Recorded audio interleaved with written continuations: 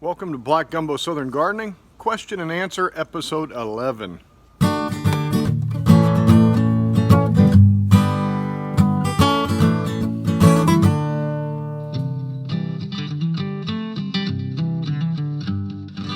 One of the reasons I've not been posting much lately is I've been taking a break.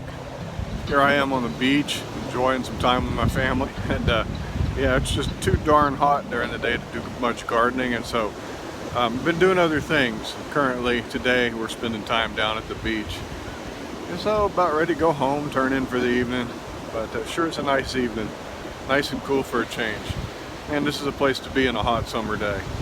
Meanwhile, Samuel's out there in a boat, trying to crash through the waves. Well, it's the middle of summer. My summer garden's doing well. We've had a lot of rain lately, so things are looking really good. The ground's kind of mushy. Great time to pull weeds, but I thought I'd do a question and answer session for you guys. I asked for some questions. You guys did not disappoint. I've got a lot of questions. Let's just jump into them. I'm going to do a whole lot of questions that are, most of them are pretty short answers. For example, Yusef Hassam asks, how do you make a natural pesticide, for example, for spiders and spider mites? Well, for spider mites, I find that the thing that works for me is neem oil, and it's a natural pesticide. And you just mix that up with a little dash of soap, a couple tablespoons of neem oil in a liter of water or two, shake it up and spray it on your plants, coat your plants. What neem oil does is chewing insects like spider mites. They ingest that and it works on their digestive system. They can't process food and digest, so they die. It's really effective for spider mites, but you have to put it on your plants as soon as you get a sign of spider mites. I don't use any other pesticides so far. I would use bacteria-based or marigold-based, or not marigold, chrysanthemum-based pesticides if I needed to. Those are natural-based. I think pyrethrin is chrysanthemum-based. You can correct me if I'm wrong, but it's natural. So far I haven't had need for it. Neem oil takes care of all my bug issues. As for spiders, I don't kill spiders. They're beneficial insects. Spiders are our garden buddies. They kill bad insects for you. So yeah, that's a quick answer. Neem oil, man, it's your best friend. Here comes some rain. Let's get another question in before it starts pouring again. You can see the clouds back there. Chrisanne M. I bought a fig tree sapling 3 years ago. It's done nothing but grow straight up. No branches, loses its leaves in winter. It just has a top knot of leaves. No fruit. It's well over 6 feet tall. If I chop it, will it branch out, or should I just relegate it to compost? No, yeah. Fig trees sometimes do that. Some fig trees, you can't get them to grow like that. What I would do is, yeah, chop it down to about 2 feet. Literally, fig tree will grow crazy. It's got little nodes along it, and you'll see them if you look closely. That's where your new growth will come out.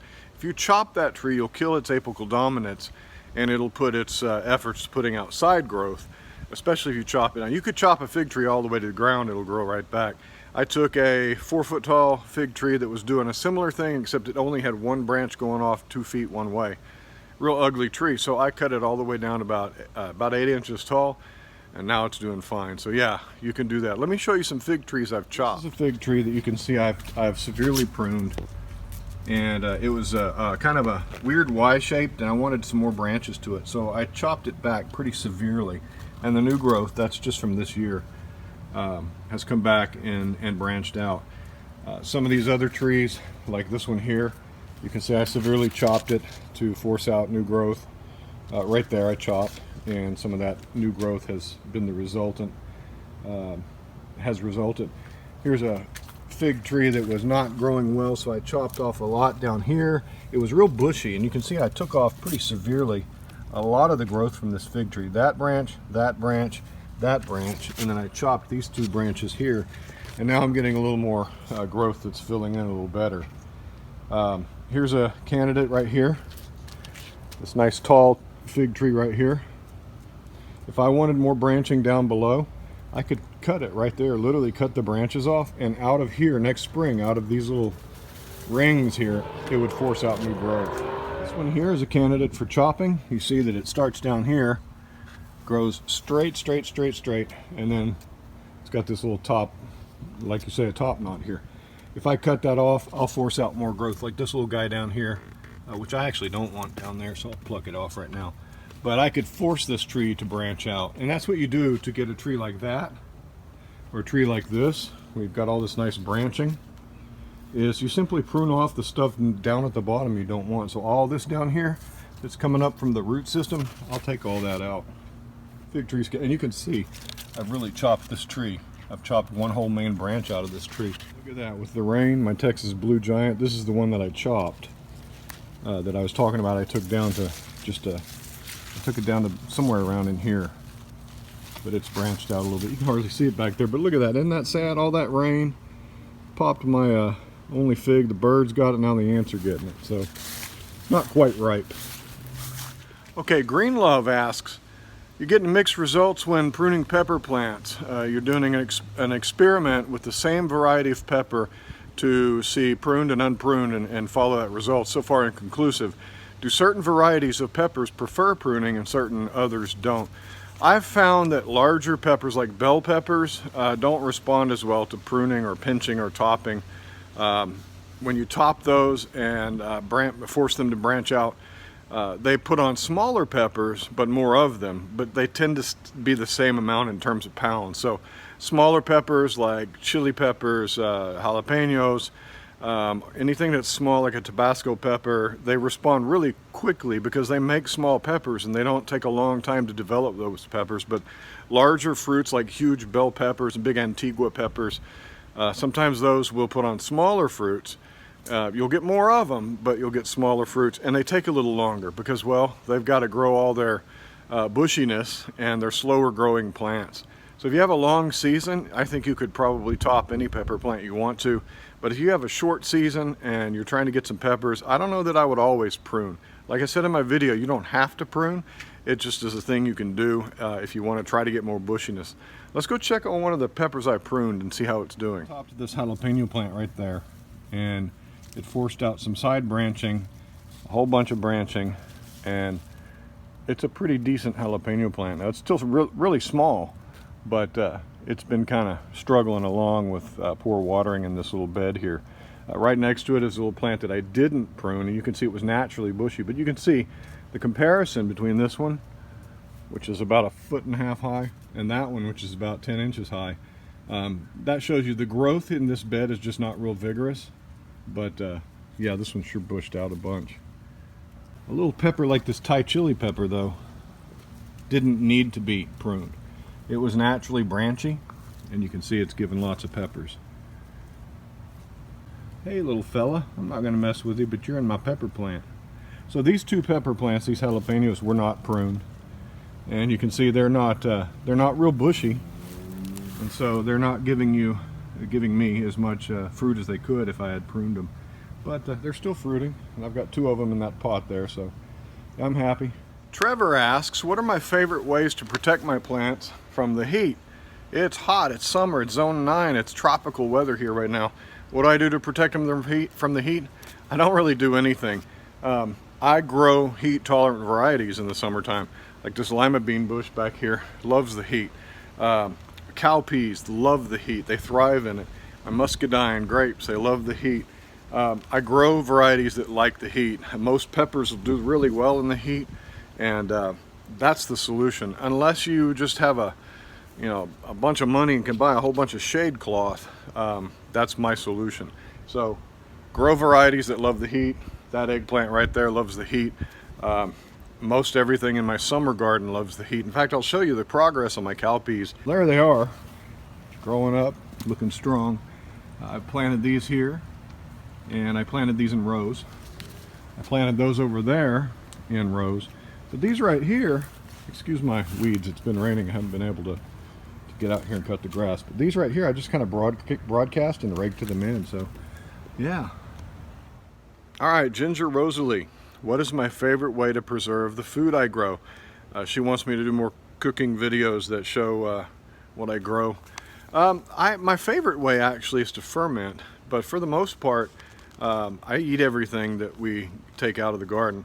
All the tomatoes we eat, all the beans, we're going to eat beans.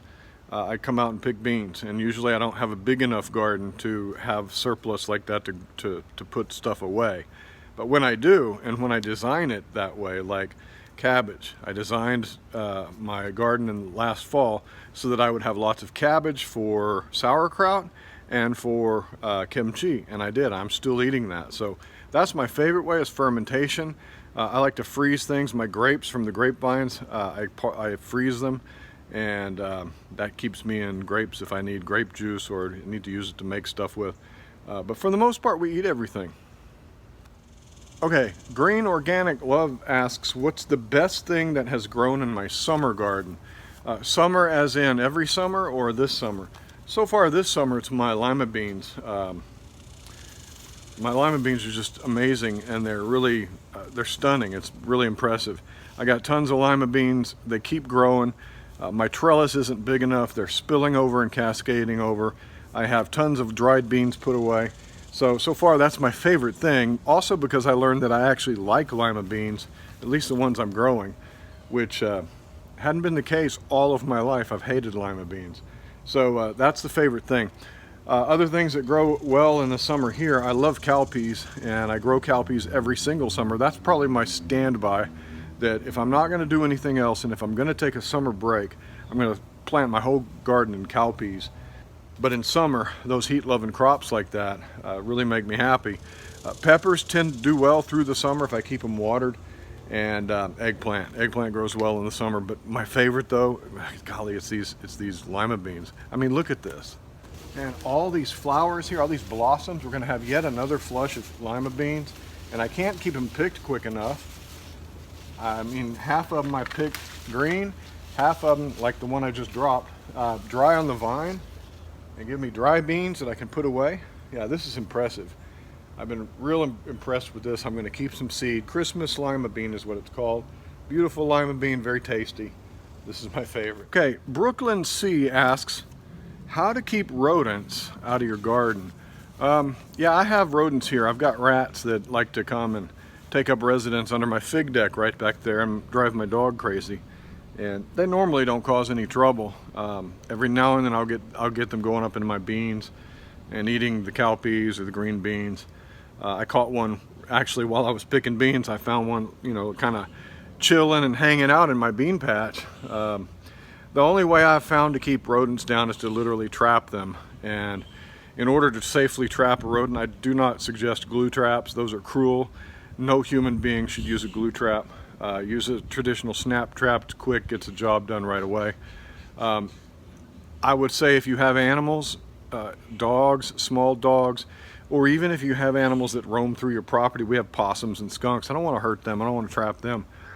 I would put the trap in an enclosed area that a larger animal can't get to, under a wooden crate, in a wire cage. Just do something to protect that trap from your dog, your neighbor's cat.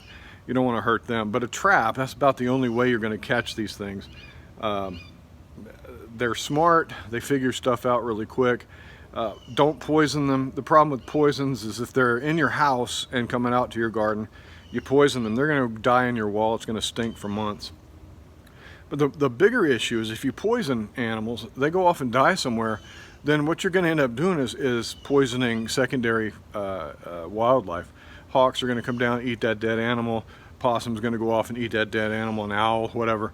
And you're going to end up poisoning that animal. And the last thing I think any responsible steward of the environment, of your garden, of your property wants to do is be a source of killing indiscriminately. That's why I advocate for traps. Snap traps, and then you can throw the rats out and let the vermin eat them. Or you can compost them. You can put them in your compost pile. Yeah, that's about the only way, and that's the only way I advocate. The other thing is if you can't catch them all, plant enough food that you can share. Really, that's my answer to rodents is you got to trap them. Okay, well there you go. Question and answer number 11 in the bag. Thank you for liking our videos, for watching them, for sharing them. Please subscribe to our YouTube channel if you haven't already. And we'll talk to you next time. Happy gardening to you. Bye-bye.